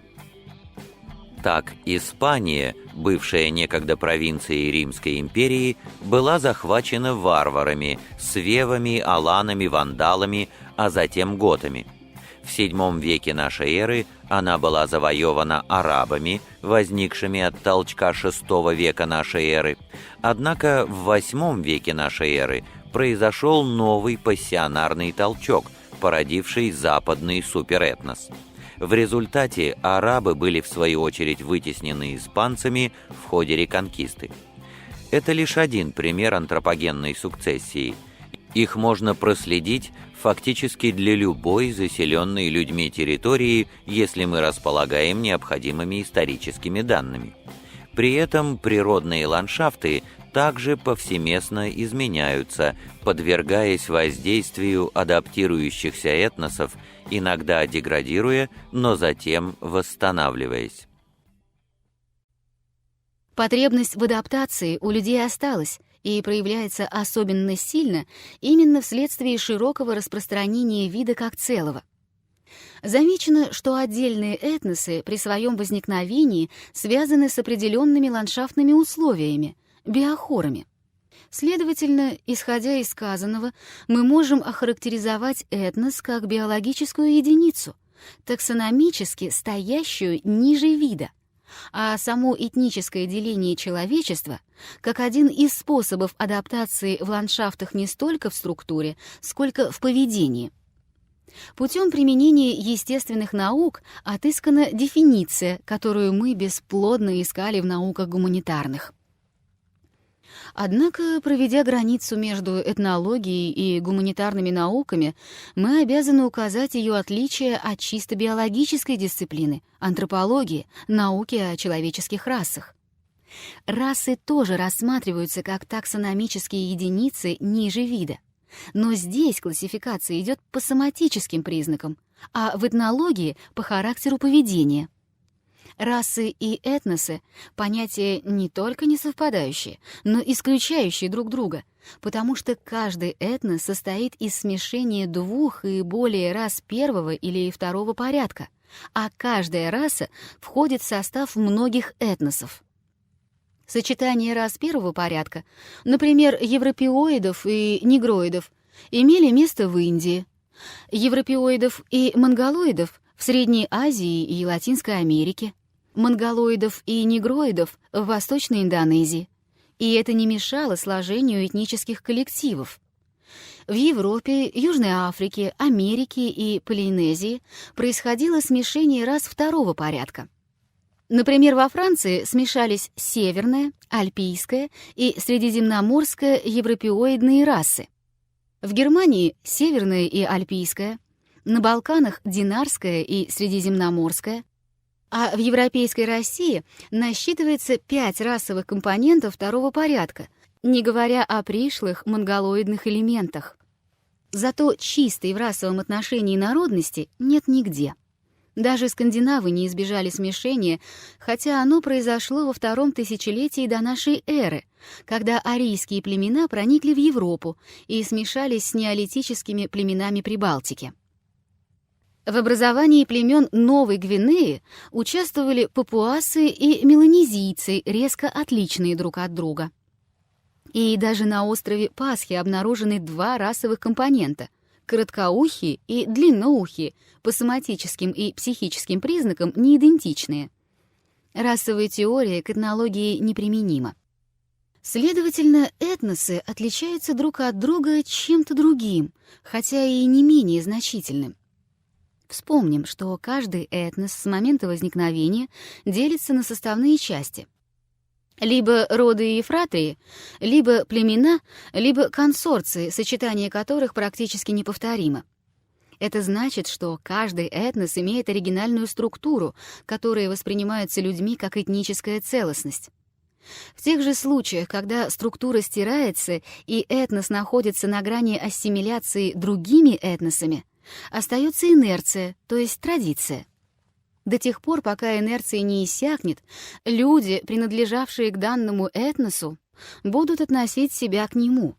И тут не имеет значения, говорят ли эти люди на языке своих предков, соблюдают ли они их обряды, чтят ли свои древние памятники, живут ли на земле, породившей их структуру.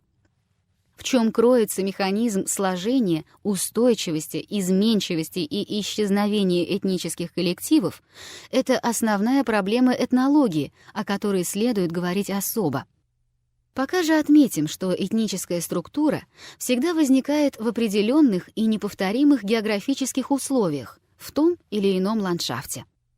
Поэтому, определив расу как подвид в аспекте биологии, мы вправе отнести понятие «этнос» к разряду географических наук, в ту область, где они смыкаются с историческими.